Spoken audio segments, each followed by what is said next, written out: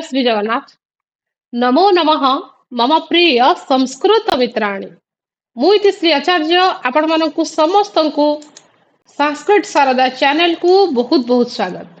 NTA UGC NET JRF exam 2025 रो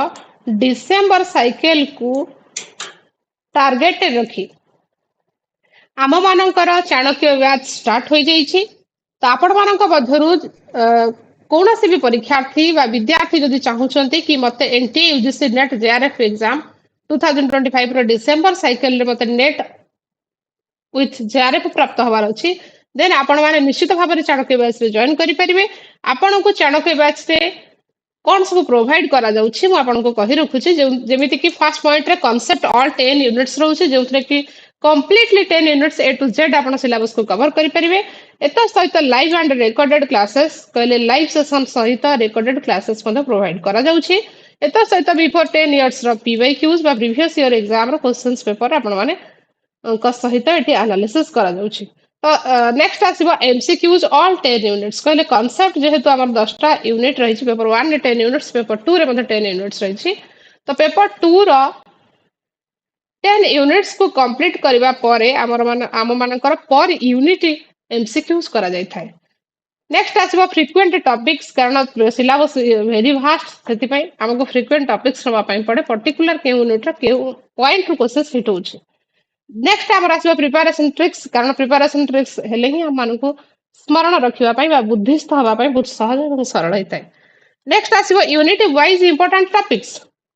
next आसीबो most expected MCQ जहा कि मो द्वारा बिफोर एग्जाम मो चाणक्य बैच रे मोस्ट एक्सपेक्टेड एमसीक्यूज कराए कारण मते यूजीसी नेट जेआरएफ पढेबार आ भितर 10 इयर्स हो जाइछि। तो 10 इयर्स रो टीचिंग एक्सपीरियंस भितरे चेष्टा करि श्री जगन्नाथ। नमो नमः। मम प्रिय संस्कृत मित्राणि मुझे श्री आचार्य आपण मानकु समस्तंकु संस्कृत शारदा चैनल को बहुत बहुत स्वागत। NTA UGC NET JRF exam 2025 रो डिसेंबर साइकिल को टार्गेट रखी आम मानकर चाणक्य बैच स्टार्ट हो जाइछि। तो आपण मानक मध्यरु कौन भी परीक्षार्थी व विद्यार्थी जदि चाहूचंती कि मते NTA UGC NET JRF exam 2025 रो डिसेंबर साइकिल रे मते नेट विथ जेआरएफ प्राप्त हवार अछि देन आपण माने निश्चित भाव में चाणक्य बैच रे जॉइन करि परिबे। आपण को चाणक्य बैच रे कौन सब प्रोवाइड करा जाउछि मु आपण को कहि रखुछि जेमिति कि फर्स्ट पॉइंट रे कांसेप्ट ऑल 10 यूनिट्स रहउछि जेउथरे कि completely 10 units A to Z आपण सिलेबस को कवर करि परिबे। एता सहित लाइव एंड रिकॉर्डेड क्लासेस कहले लाइव सेशन सहित रिकॉर्डेड क्लासेस मध्ये प्रोवाइड करा जाउछि। एता सहित बिफोर 10 इयर्स रो पीवाईक्यूज बा प्रीवियस ईयर एग्जाम रो क्वेश्चंस पेपर आपण माने सहित एटी एनालिसिस करा जाउछि। तो नेक्स्ट आसीबो एमसीक्यूज ऑल 10 यूनिट्स कहले कांसेप्ट जेहेतु हमर 10टा यूनिट रही छि पेपर 1 रे 10 यूनिट्स पेपर 2 रे मध्ये 10 यूनिट्स रही छि। तो पेपर 2 रो 10 यूनिट्स को कंप्लीट करबा परे आम मानकर पर यूनिट एमसीक्यूज करा जाय थाए। नेक्स्ट आसीबो फ्रीक्वेंट टॉपिक्स कारण सिलेबस वेरी वास्ट सेति पई हमको फ्रीक्वेंट टॉपिक्स रवा पई पड़े पर्टिकुलर के यूनिट रो के पॉइंट रो क्वेश्चंस हिट होछि। नेक्स्ट आमर आसीबो प्रिपरेशन ट्रिक्स कारण प्रिपरेशन ट्रिक्स हेले ही हम मानकु स्मरण रखिबा पई बा बुद्धिस्थ हवा पई बहुत सहज एवं सरल होइताय। नेक्स्ट आसीबो unit wise important topics. Next आसीबो मोस्ट एक्सपेक्टेड एमसीक्यू जहा कि मो द्वारा बिफोर एग्जाम मो चाणक्य बैच रे मोस्ट एक्सपेक्टेड एमसीक्यूज कराए कारण मते यूजीसी नेट जेआरएफ पढेबार आ भितर 10 इयर्स हो जाइछि। तो 10 इयर्स रो टीचिंग एक्सपीरियंस भितरे चेष्टा करि 21 नंबर देखिबा इतरस्य तु करिण इव इतरस्य तु करिण इव संख्याभरण मानन शोभा समुदयमधिकतर मुपजनयति। आगो ऑपरेशन कर देले बा शब्द को भांगे देले कोन हबो ना इतरस्य तु करिण इव शंख आभरणम आनन शोभा समुदायम अधिकतरम उपजनयति। इतरस्य इतर शब्दर अर्थ कौन इतर अर्थात अन्य बा आमे कहि पारू इतर अर्थ छाड़िकी बा अन्य ही आमे कहि परिबा इतरस्य तु कहले किंतु अन्यर अर्थात भद्र व्यक्तिर अन्यर अर्थात भद्र व्यक्तिर करीण शंख आवरणम इव कहले हस्तिर शुभ्र शंख निर्मित अलंकार सदृश आवरण अर्थात अलंकार अलंकार सदृश अधिकतरम आनन शोभा समुदयम कहले यार अर्थ होची समाधिक मुख शोभा समुत्पादक जनयति कहले उत्पन्न होता है कारण भद्र बा विनयी गुरुपदेश ग्रहण करी पुनः वितरण द्वारा निज वचनर ऊर्ज्वस्मलतारे स्वयं उद्भासित होता है अर्थात आमे जो देखिबा एठी जे आपण माने समस्त जानती जे कौनसी प्रकार जदि खराब दृष्टि वा दृष्टिकोण निवारण निमंते आपण माने मध्य समस्त जानती प्रायतः व्यक्ति कौन करती ना हाथी मानकर कर्णरे शंख बंधा जाए कारण दृष्टि निवारण निमंते कौन करती हाथी मानक कर्णरे शंख बांधते बा शंख बंधा जाए बोली आपण माने समस्त जानते शंख एव आभरणम शंखाभरणम एटी कर्मधारय समास हो जाइए शंखाभरणम समुदयम सम उपसर्ग उत एवं अच भावे हो समुदयम नहीं तो यार संपूर्ण अर्थ जदि आम ये देखा जे संपूर्ण अर्थ कौन हो ना अपर पक्षरे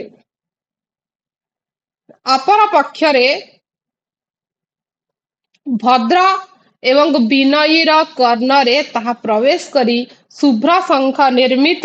अलंकार राजी हस्तिर मुख शोभा वर्धन करिबा भଳି जेभଳି भाବରେ हस्तिर मुख शोभा वर्धन करिथाए ठीक सही भଳି भद्र व्यक्तिर मुखरु अन्य पाई ताहा निसृत होई वचनर ऊर्ज्वस्मलतारे मुख शोभा वृद्धि करे नेक्स्ट आमे देखिबा 22 नंबर रे बा 22 22 नंबर रे आसीबो हरत्यति मलिन बंध हरत्यति मलिन बंधकारमिव दोष जातम प्रदोष मय निशाकर इव गुरुपदेशः प्रसव हेतुवर्यः परिणाम इव पालित रूपेण इव पलित रूपेण शिरसीज जालम मलिकुर्वन् गुण रूपेण तदेव परिणमयति आम जदि ऑपरेशन कर दबा कौन हम हरति च सकलम हरति हरति च सकलम अति मलिनम अंधकारम अंधकारम इव दोषजातम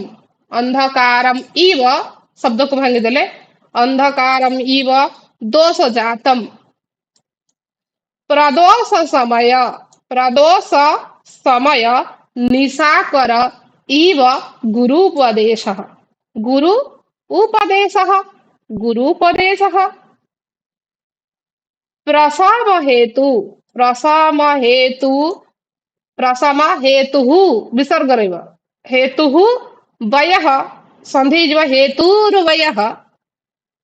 परिणाम इव पलित रूपेण शिरसीज जालम अमलीकुर्वन् शब्द को भांगी देले अमलीकुर्वन् गुण रूपेण तद एव तत् तत् एव तदेव तत् एव कौन हो ना तदेव परिणमयति। तो आम जब शब्द को भांगी देखा कौन हम निशा कर कहले आम कौन बुझा निशाम करोति इति निशा कर नहीं निशा कर। अच्छा बर्तमान आम शब्द को भांगिकी देखा तो आपण मैंने जानिले जे कारण ये लाइन गुड़िक एकदम संधि होकर अच्छी तेणुक संधि खोलिकी पढ़ा पड़ो। नेक्स्ट आम देखा यार अर्थ कौन ना ये अर्थ कौन यथा प्रदोष समय निशा कर यथा आम देखा यथा प्रदोष समय निशा कर कहले जेपरी प्रदोष समय कहले संध्या कालीन प्रदोष समय निशा कर कहले जेपरी संध्या कालीन चंद्र अति अति मलिनमपि सकलम अंधकारम हरति कहले अत्यंत कृष्ण कहले अत्यंत कला आप जानते अत्यंत कृष्ण वर्ण तथा सकल प्रकार अंधकार को नष्ट कर दिए ठीक से ही भली भाव तदेव ततएव कहले तदेव ठीक से ही भली गुरुपदेश सकलम दोष जातम हरति कहले गुरुंकर उपदेश गुरुंकर उपदेश समस्त प्रकार अत्यंत गर्हित दोष को मध्य नष्ट कर दिए। प्रथम हेतु कहले एवं यह शांतिर कारण अटे वयः परिणाम इव कहले वयः कहले वयस वयः परिणाम इव कहले वयसर उत्तरार्ध सदृश पलित रूपेण पलित शब्द अर्थ कौन पलित रूपेण कहला पलित कहले परिपक्वता आपण इंग्लिश रे कहि पारंती मैच्योरिटी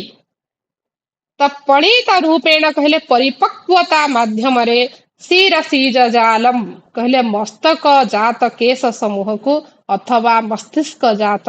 बुद्धि निचय को अमलीकुर्वन कहले शुभ्रतार विमंडित करी गुण रूपेण ततएव परिणमयति कहले ताहाकु वार्धक्यर अथवा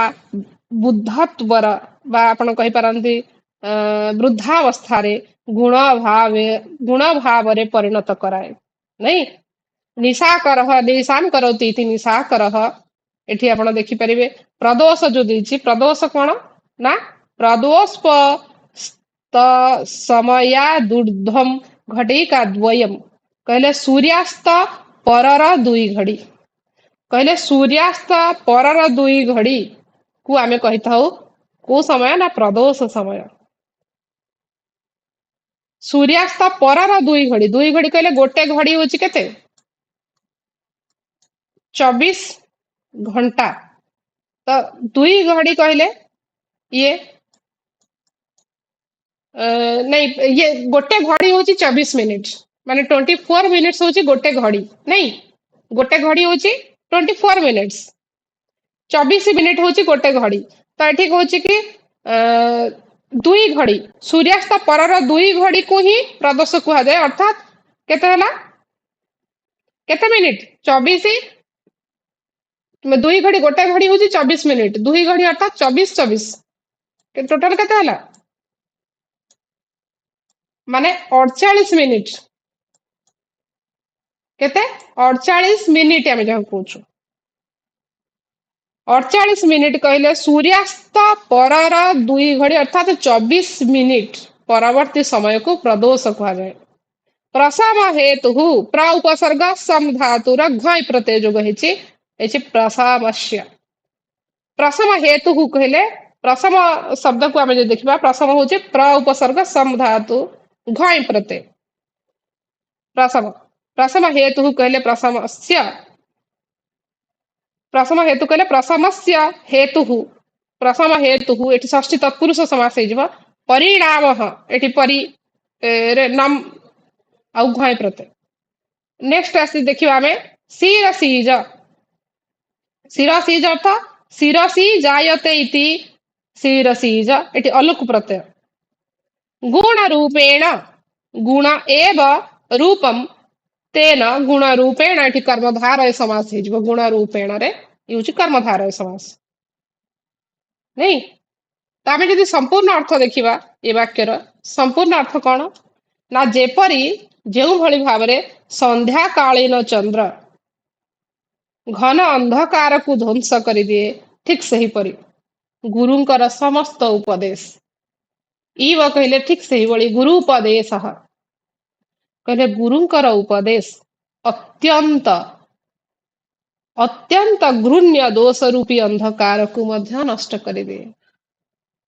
प्रसम हेतुर्वय परिणाम इव तेणुकरी संपूर्ण घृण्य दोष रूपी अंधकार को नष्ट करिदिए एवं यह शांतिर कारण अटे उत्तर वयस सदृश मस्तक स्थित केश समूह को अथवा मस्तिष्क जात बुद्धि निचय को शुभ्रता विमंडित करी वार्धक्यर अथवा बुद्धत्वर गुण भाव रे परिणत कराई थाए तदनंतरम देखिवा अयम अयमेव चानाश्वादित विषय रसस्य ते काल उपदेशस्य आमे प्रश्न करते कौन हो अयम एव च अयम अयम एव अयमेव च अयमेव च अनास्वादित च अनास्वादित विषय रसस्य ते काल उपदेशस्य नहीं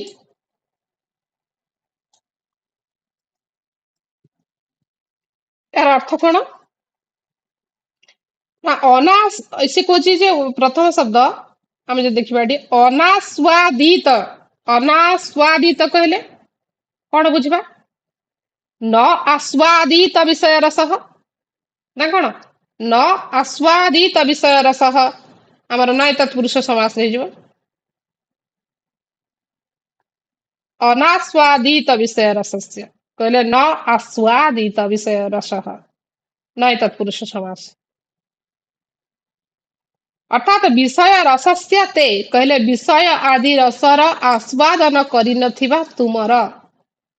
अयम एव वाल उपदेशस्य यही समय ही उपदेश ग्रहण निमंते सर्वोत्कृष्ट समय बा उपयुक्त समय आपण कहि परंतु नहीं तो आपण मानकू बुझबा को पड़िबो जे एठी अनास्वादित विषय रसस्य अर्थात न आस्वादित विषय रसः न तत्पुरुष समास हेजिबो आस्वादितः विषय रसः येन सह आस्वादित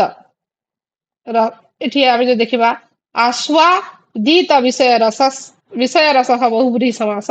विषयाणाम रसः विषय रसः हे गेले षष्ठी तत्पुरुष समास हे जो नहीं तो एठी अर्थ जदि आमे देखिबा संपूर्ण अर्थ कोन हे जिवो ना विषय रस आदिर आस्वादन करि नथिबा तुमर एहा ही उपदेश ग्रहणर उपयुक्त समय तुमर अर्थात कहार राजा चंद्रापीडंकर यहाँ ही हूँ उपयुक्त समय कारण वर्तमान तुम्हें कौन सी प्रकार विषय को विषय रस को आस्वादन करना तेणुक यह ही हूँ उपयुक्त समय तदनंतरम देखिबा कुसुम सरसर कुसुम सरसर प्रहार जर्जरिते हृदि जलमीव गलत्युपदिष्टम नहीं आमे ऑपरेशन कर देले कोन हे जो कुसुम सर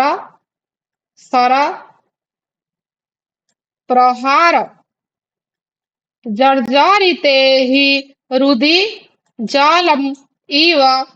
गलाति जलम इव जलमीव गलाति उपदिष्टम यार अर्थ कोन कारण कामसर द्वारा कुसुम सर अर्थात कामदेव कंदर्पंकर सर नहीं कामदेव कंदर्पंकर सर कुसुम सर कहले हमर कामदेव कंदर्प बा कामनार सर प्रहार जर्जरिते ही हृदि कहले पंच सर द्वारा बा पंच सर कहले पंचबाण द्वारा जहार हृदय छिन्न भिन्न तथा पीड़ित अर्थात काम सर प्रताड़ित जलमीव गलती उपदिष्टम कहले छिद्र छिद्र युक्त पात्र जल निष्कासित हो जिबा भली तार हृदय रे गुरुपदेश स्थान ग्रहण करि पारे नाही ଅର୍ଥାତ୍ ଯେଉଁ ବ୍ୟକ୍ତିକୁ କାମଦେବ କନ୍ଦର୍ପଙ୍କର ପଞ୍ଚବାଣରୁ ପଞ୍ଚଶର ବା ପଞ୍ଚବାଣ ଦ୍ଵାରା ଯାହାର ହୃଦୟ ଛିନ୍ନ ବିଚ୍ଛିନ୍ନିତ ହେଇଯାଇଥିବ ବା ସେ ପୀଡ଼ିତ ହେଇଯାଇଥିବ ବା କାମସରର ପ୍ରତାଡ଼ିତ ହେଇଥିବ, ଜଳମିବ ଗଳତି ଉପଦିଷ୍ଟମ କହିଲେ ତାର ଛିଦ୍ରଯୁକ୍ତ ପାତ୍ରରୁ କହିଲେ ତାର ହୃଦୟ ଅଲରେଡି କଣ ହେଇଛି, କଣା ହେଇଯାଇଛି। ତେଣୁକରି ଯେଭଳି ଭାବରେ ଗୋଟେ କଣା ଘଡିରେ ଆପଣ ଯଦି ପାଣି ଢାଳିବେ କଣ ହବ, ବାହାରକୁ ହିଁ ଚାଲିଯିବ, ନିଷ୍କାସିତ ହେଇଯିବ। ଠିକ ସେଇଭଳି ଜଳ ନିଷ୍କାସିତ ହୋଇଯିବା ଭଳି ତାର ହୃଦୟରେ ବା ସେହି ବ୍ୟକ୍ତିର ହୃଦୟରେ ଗୁରୁଙ୍କର ଉପଦେଶର ସ୍ଥାନ ଗ୍ରହଣ କରିପାରେ ନାହିଁ, ଅର୍ଥାତ୍ ଗୁରୁ ଦଉଥିବା ଉପଦେଶ ତା ହୃଦୟ ପର୍ଯ୍ୟନ୍ତ ପହଞ୍ଚି ପାରେ ନାହିଁ।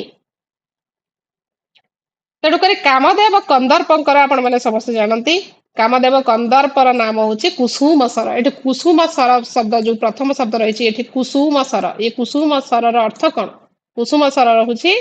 କାମଦେବ କନ୍ଦର୍ପଙ୍କୁ ହିଁ କୁହାଯାଏ। ତ କାମଦେବ କନ୍ଦର୍ପର ନାମ ହଉଛି କୁସୁମ ସର, କାରଣ ଏହାଙ୍କର ସର ହଉଛି ପାଞ୍ଚଟି, ପଞ୍ଚବାଣ। ପାଞ୍ଚଟି ସର କାର? କାମଦେବ କନ୍ଦର୍ପଙ୍କର। କାରଣ ଏହାଙ୍କର ସର ପାଞ୍ଚଟି ଫୁଲରେ ନିର୍ମିତ ବୋଲି ଆପଣ ମାନେ ଜାଣନ୍ତି। ସେଥିପାଇଁ ପାଞ୍ଚଟି ଯୋଉ ସର ବା ପାଞ୍ଚଟି ବଣ ଯୋଉ ବାଣ ପାଞ୍ଚଟି ଫୁଲରେ ନିର୍ମିତ ହୋଇଛି, ତା ନାଁ କଣ ନା ଅରବିନ୍ଦ, ଅରବିନ୍ଦମ ଅଶୋକଞ୍ଚ ଚ୍ୟୁତମ ଚ ନବମଲ୍ଲିକା ନୀଲୋତ୍ପଲଞ୍ଚ ପଞ୍ଚୈବ ପଞ୍ଚବାଣସ୍ୟ ସାୟକଃ। କହିଲେ କଣ କଣ ପାଞ୍ଚେ ନା ପଦ୍ମ, ଅଶୋକ, କଣ କଣ ପଦ୍ମ, ଯୋଉ ପାଞ୍ଚଟି ଫୁଲରେ କଣ କଣ ଦେଖିବା, ପାଞ୍ଚଟି ଫୁଲ କଣ କଣ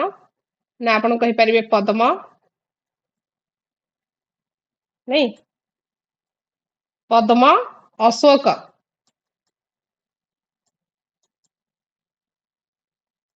ପଦ୍ମ, ଅଶୋକ, ନେକ୍ସଟ କଣ ଆସିବ, ଆମ୍ର ବକୁଳ, ମାନେ ଆମ୍ବ ବଉଳ ଆମେ ଯାହାକୁ କହୁଛୁ, ନାଇଁ ଆମ୍ବ ବଉଳ, ଆମ୍ର ବକୁଲ ହେଲା ତିନି। ଆଉ ଦୁଇଟି ଫୁଲ କଣ କଣ, ଆମ୍ର ବକୁଳ, ମଲ୍ଲି, ନେକ୍ସଟ ଆସିବ କିଏ, ମଲ୍ଲି ହେଲା ଚାର। ପାଞ୍ଚ ନମ୍ବର କିଏ, ମଲ୍ଲି ପରେ ନୀଳ କଇଁ, ନାଇଁ ନୀଳ କଇଁ ନା କଣ, ନୀଳୋତ୍ପଳ, କହିଲେ ନୀଳ କଇଁ, ନୀଳୋତ୍ପଳ, ଏ ନୀଳୋତ୍ପଳ, ନୀଳୋତ୍ପଳ ଅର୍ଥାତ୍ ନୀଳ କଇଁ ଆମେ ଯାହାକୁ କହୁଛୁ ଶୁଦ୍ଧ ଓଡିଆରେ, ନୀଳୋତ୍ପଳ ଅର୍ଥାତ୍ ନୀଳ କଇଁ। ଠିକ ଅଛି।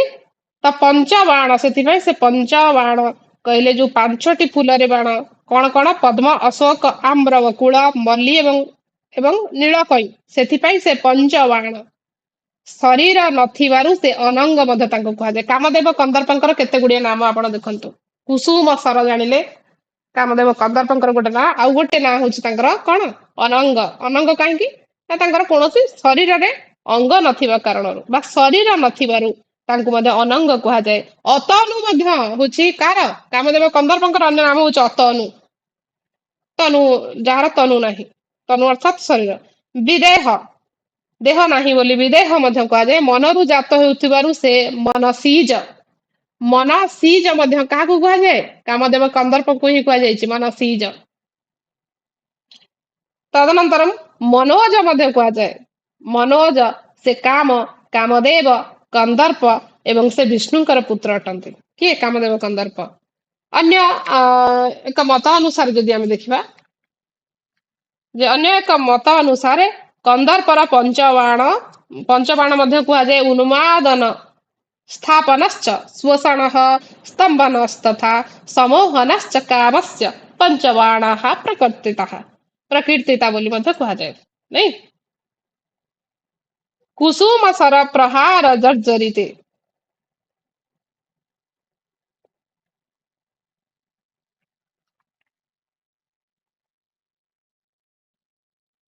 କୁସୁମ ସର ପ୍ରହାର ଜର୍ଜରିତେ।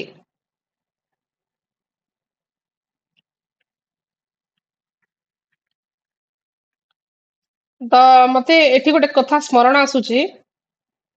जे कुसुम सर प्रहार जर्जरिते कहले कुसुमानि एव सराह यस्य सह कुसुम सरह एठी बहुब्रीहि समास हे ना आ जदि कुसुमानि एव सराह कुसुम सराह जदि प्रश्न आसे ताले ताहा हे कर्मधारय समास नहीं कुसुमानि एव सराह कुसुम सराह एठी को समास ना कर्मधारय समास परंतु यदि कुसुमानि एव सराह यस्य सह कुसुम सरह सेठी बहुब्रीहि समास हो तस्य प्रहारैः जर्जरितम् एठी तृतीय तत्पुरुष समास हे तस्मिन् उपदिष्टम् कामर प्रबल प्रभाव संपर्कରେ भर्तृहरि ମଧ୍ୟ କହିଛନ୍ତି तावन् हत्वं पाण्डित्यं कुलीनत्वं विवेकिता यावत् जुगोलतीनाङ्गेषु हतः पञ्चेषु पावकः तेणुकरी आमे जदि संपूर्ण भाବରେ यार अर्थ देखिबा तो संपूर्णतः ए लाइन अर्थ कोन हबो ना हमर कुसुम सर अर्थात कंदर्प वा कामनार सर प्रहार जर्जरित अच्छा ठीक अछि तेणुकरी आमे देखि एठी संपूर्ण अर्थ देखिबा ये संपूर्ण अर्थ हबो कारण कारण काहेकि ना पूर्व लाइन रे आपण देखिले जे कोन कहूछि ना कुसुम सर कंदर्प वा कामनार सर प्रहार जर्जरित हृदय पंच सर द्वारा ଯାହାର ହୃଦୟ ଛିନ୍ନ ବିଚ୍ଛିନ୍ନ ବା ପୀଡ଼ିତ ହୋଇଯାଇଥାଏ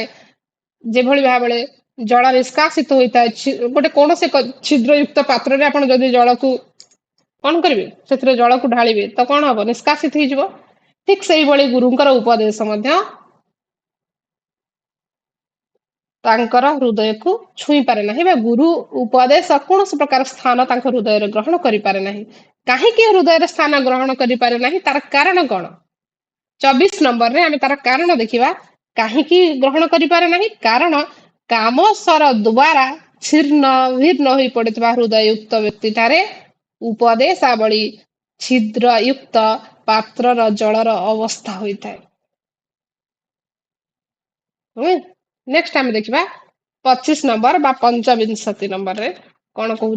ना अकारणम च भवति दुष्प्रकृते रन्वयः श्रुतं चाविनयस्य अकारणम च भवति दुष्प्रकृतिः दुष्प्रकृतेः अन्वयः श्रुतं च अविनयस्य अच्छा जो कहला दुष्प्रकृते है ये दुष्प्रकृते है माने दुह अर्थात दुष्ट व मूर्ख आपण कहि परंती ठीक होछि कि दुष्प्रकृते है कहले दुष्ट व मूर्ख व्यक्तिर अन्वय शब्दर अर्थ होछि वंश अन्वय अन्वय अर्थ होछि वंश अकारणम च भवति कहले निरर्थक अटे श्रुतम च अविनयस्य एवं तार विद्यादि विनयहीनता बा औद्धत्यर कारण होइଥାଏ काहेकि ना चाणक्य मूर्ख माननकु उपदेश दानर फल संपर्क रे ମଧ୍ୟ କହିଛନ୍ତି कौन कहिले चाणक्य ना मूर्खाणाम हि उपदेशो प्रकोपाय न संतये पयः पानम भुजांगानाम केवलम विषवर्धनम दुरात्मा व्यक्तिर अध्ययन आदि व्यर्थ अटे हितोपदेश देखिए हितोपदेश कहुई न धर्मशास्त्रम पठती इति कारणम न चापि वेदाध्ययनम दूरात्मन स्वभाव एवात्र तथा तीरिच्यते यथा प्रकृत्या मधुरम गवाम्पयः एक हितोपदेश कहुई तेणुक दुष्प्रकृत कहले दुष्टा प्रकृति यस्य सह बहुब्रीहि समास हो आ दुष्टा प्रकृति दुष्प्रकृति कहले प्रादित पुरुष समास नहीं अकारणम शब्द इठी अकारण शब्द रे निषेधर प्राधान्य थिबारु एठारे कारणम न हेई कारणम न होइतले भलो होइतांदा कारण काव्य दृष्टि रु एठारे हम यदि काव्यिक दृष्टिकोण रु देखिबा एठी विधेय विमर्श दोष मध्ये देखा जाउछ नहीं विधेय विमर्श दोष स्पष्ट भाव में जानी हो जाउछ तेणुक आम अर्थ देखा जे संपूर्ण भाव में ये अर्थ हूँ मूर्खर वंश हूँ निरर्थक मूर्खर वंश निरर्थक अटे एवं तार विद्या केवल औद्धत्यର କାରଣ ହୋଇଥାଏ। ତଦନନ୍ତର ଆମେ